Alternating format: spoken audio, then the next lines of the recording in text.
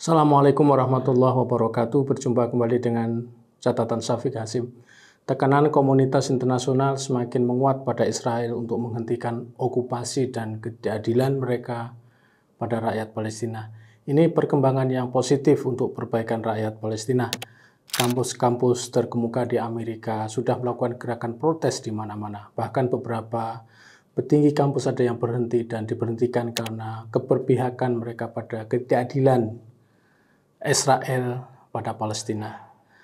Presiden Harvard Claudine Gay rela mengundurkan diri karena pidato yang dia berikan dianggap antisemitis, meskipun dia dituduh juga dengan plagiarisme. Namun jika dilihat sikap pro-Israel di kalangan masyarakat universitas di Amerika, khususnya di Harvard, Presiden Harvard ini mundur justru karena tekanan soal Israel. Miliarder Israel yang rutin mendonorkan hartanya ke Harvard keluar tidak mau lagi sumbangkan uang mereka karena statement Presiden Harvard ini. Ini menunjukkan betapa masih kuatnya lobby Israel di Amerika sehingga bisa menekan sebuah universitas terbesar di dunia. Kini mahasiswa-mahasiswa dari universitas-universitas terbesar di Amerika sudah turun jalan. Tidak hanya di kawasan Amerika, protes juga terjadi di kawasan negeri-negeri Eropa untuk kalangan mahasiswanya. Bahkan mahasiswa-mahasiswa di kampus-kampus besar di Amerika dan Eropa sudah menyerukan dunia jika apa yang dilakukan oleh Israel di jalur Gaza adalah tindakan genosida. Mereka, para mahasiswa di universitas-universitas terkemuka Amerika dan Eropa, mengajak mahasiswa-mahasiswa di jalur Gaza untuk datang ke Amerika dan belajar di sana. Mereka juga menyuruhkan penghentian kerjasama dengan universitas-universitas Israel. Bahkan New York Times menurunkan ulasan yang menarik untuk hal ini, yaitu From Free Speech to Free Palestine, 6 Decades of Student Protest. Pendek kata, protes mahasiswa pro-Palestina terjadi di seluruh dunia seperti Inggris, Prancis, Australia, Kanada, dan lain sebagainya. Di Inggris, Universitas Oxford, Universitas Newcastle, Universitas Warwick, dan Universitas College London melakukan protes dengan cara yang berbeda-beda. Intinya, mereka menyeru untuk memutus hubungan dengan mereka yang menyokong Israel.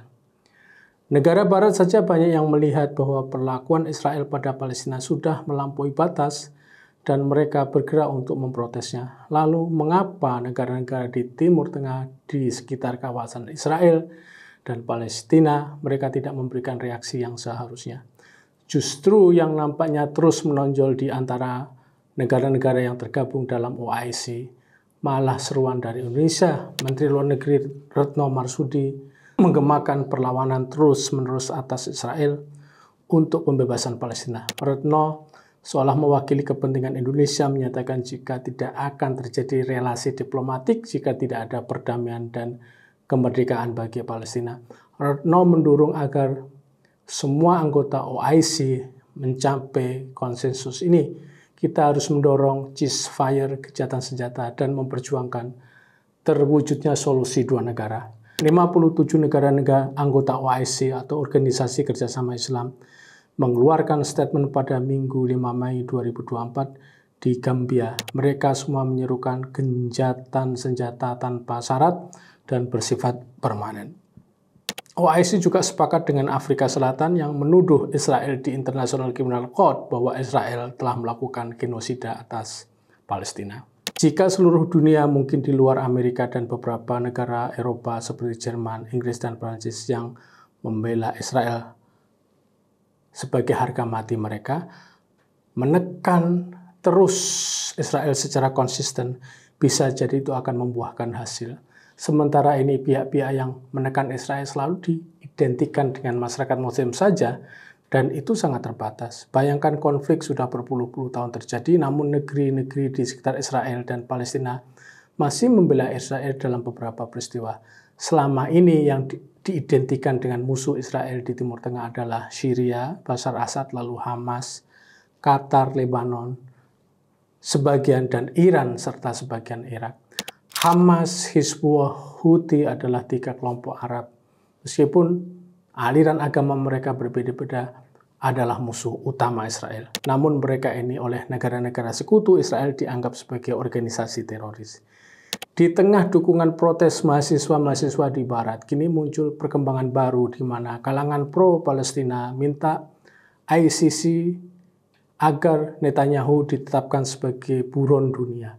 Menteri Hak Sosial Spanyol, Ione Belarra, menyerukan agar Netanyahu dibawa ke ICC untuk diadili sebagai pelaku tindakan kriminal perang.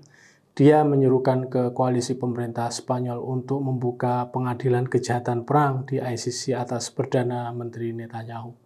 Tindakan penghancuran Gaza ini menjadi alasan bahwa ICC sudah pantas melakukan investigasi atas Perdana Menteri Netanyahu. Bagi Menteri Spanyol ini, tentara Israel yang membunuh warga sipil Gaza ini sudah bisa dikategorikan sebagai horrific murders atau pembunuhan yang menyeramkan. Atas desakan masyarakat dunia agar Netanyahu dinyatakan sebagai buron kejahatan perang ini ternyata membuat Israel merasa kecut dan khawatir. Ada dua pihak lagi yang dikhawatirkan oleh pihak Israel selain Netanyahu, yaitu Yoav Gallant, Menteri Pertahanan, dan Herzi Halevi, Panglima Tentara mereka. Sebenarnya kabar bahwa ICC bisa mengeluarkan surat perintah penangkapan Netanyahu itu justru dikemukakan oleh Douglas Murray, komentator Inggris pro-Israel, pada New York Post. Meskipun Netanyahu terus bersuara jika surat perintah penangkapan atas dirinya tidak akan berlaku di Israel dan pada kebijakannya untuk menghentikan serangan pada Palestina, namun pihak Israel tetap saja merasa gamang dan khawatir. Elit mereka takut jika Netanyahu dan pejabat-pejabat teras lain menjadi target penangkapan. Mengapa? Ini semua berarti bahwa pihak-pihak yang membantu Israel di dunia ini semakin menipis. Benar bahwa pemimpin-pemimpin resmi mereka di Barat, katakanlah Presiden Amerika Joe Biden, Perdana Menteri Inggris, Kanselir Jerman, Presiden Prancis, masih menampakkan dukungan mereka pada Israel, namun masyarakat mereka kini sudah banyak yang mengalami perubahan tentang sikap mereka pada Israel. Sekuat apapun dukungan pemimpin resmi, namun jika di tingkat masyarakat banyak yang mengecam Israel dan membela Palestina, tetap ini hal yang harus menjadi perhatian Israel. Selain itu, gelombang dukungan yang semakin membesar ini juga akan berpengaruh pada organisasi perlawanan terhadap Israel. Selain juga menaikkan popularitas Iran dan negara-negara yang secara konsisten ingin melawan Israel. Hal ini menjadi konsekuensi logis pada perkembangan dunia sekarang ini. Sebagai catatan, semakin banyaknya warga internasional yang menekan Israel untuk menghentikan represinya pada Palestina, maka semakin menciptakan tekanan pada pihak Israel dan sekutunya. Mereka tidak bisa memandang sebelah mata gerakan-gerakan protes yang dilakukan oleh rakyat mereka demi membela Israel. Demikian, wassalamualaikum warahmatullahi wabarakatuh.